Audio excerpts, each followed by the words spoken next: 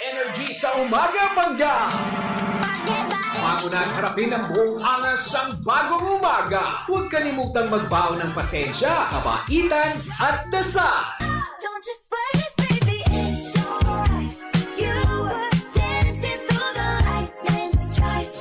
Ito na ang iyong morning body, Energy sa umaga! Lihim ng liham.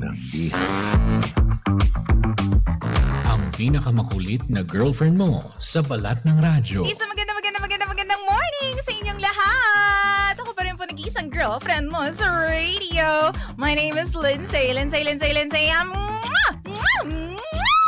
Makulit pero may puso, handang makinig sa mga kwento mo. Alam mo, feeling ko kailangan mo na siyang iwan kasi it doesn't make sense. Ang kwento sa lihim ng liham.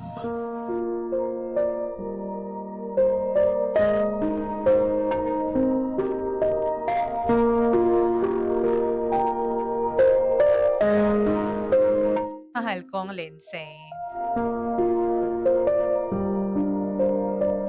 Hindi ko na po alam kung normal pa ba ito o sobrang nasanay na lang ako sa sitwasyon ko. Una sa lahat, please, tawagin niyo na lamang po ako sa pangalang Grace. At TJ Lindsay, ito po ang aking kwento.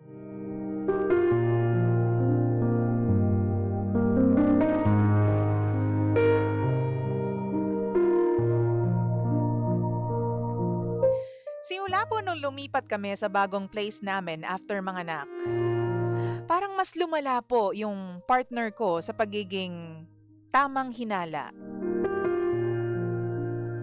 Hindi naman po dahil meron siyang nahuli or may rason. Basta bigla na lang niyang naisip na may tinatago raw ako. Ang pinaka-weird dito, yung mga pinagseselosan niyang lalaki ay napaka-random na mga tao.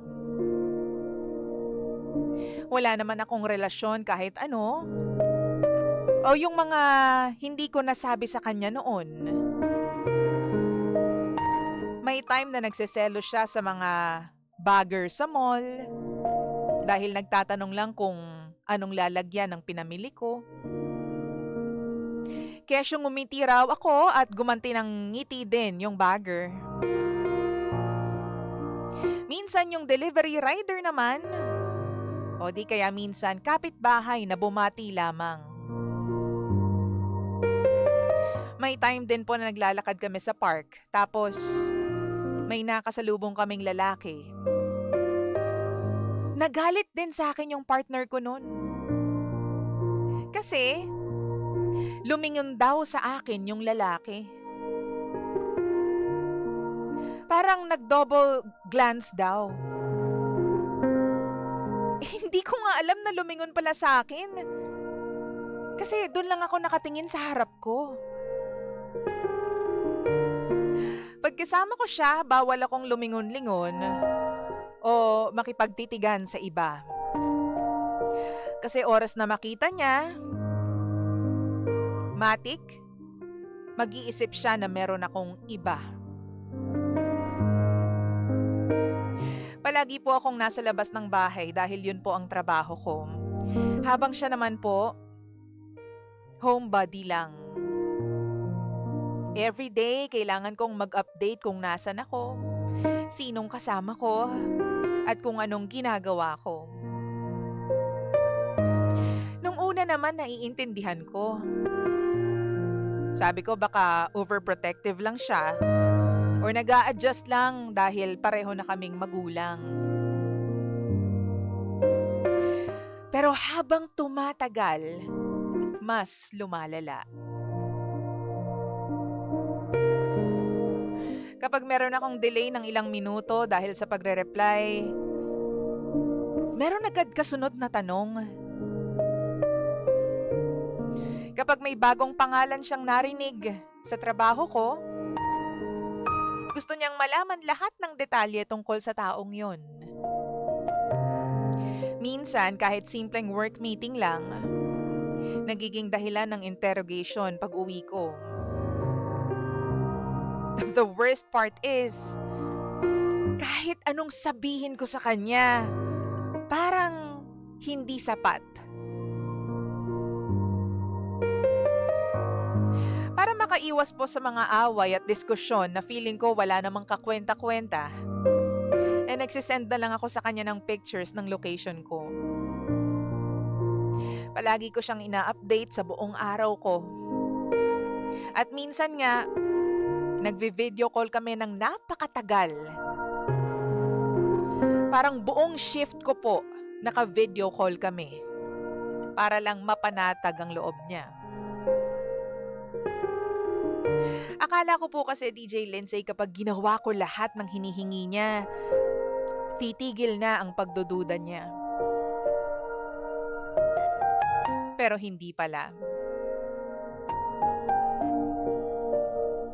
Every time na napapatunayan kong wala naman talaga akong ginagawang mali, may bago na naman siyang pinaghihinalaan.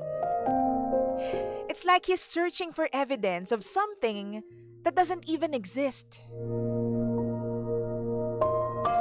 Ang pinakamasakit po dito, never akong nagkaroon ng rason para magduda siya sa akin.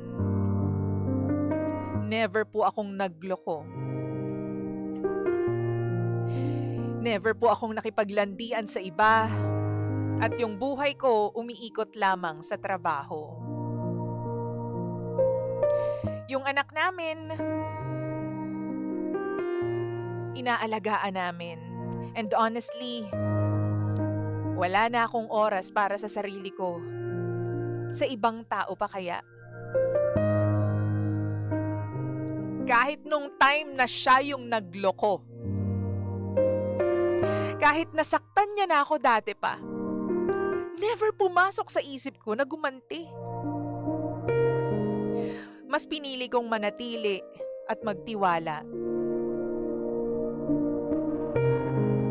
Minsan iniisip ko bakit ako yung kailangan magbayad ng takot niya doon sa multong ginawa niya?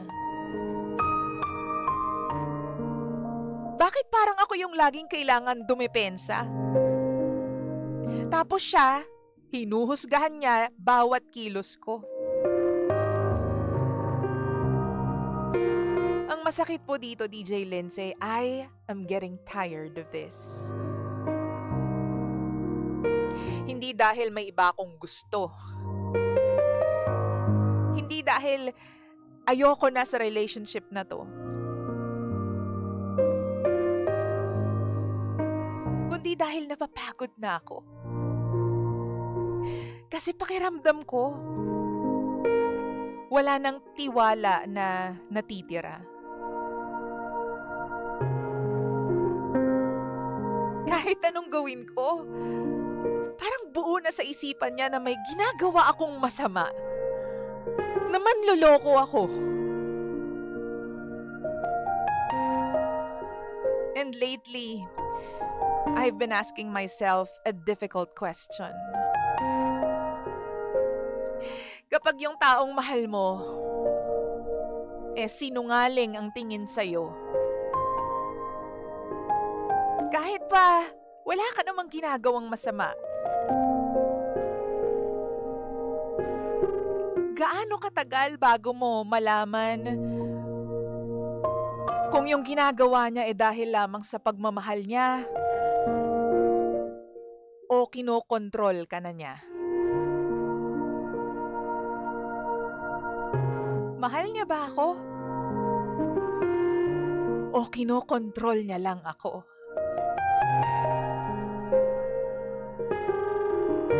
Tulungan niyo po ako. Muli, DJ Lindsay, ako po si Grace. At ito ang lihim ng aking liham.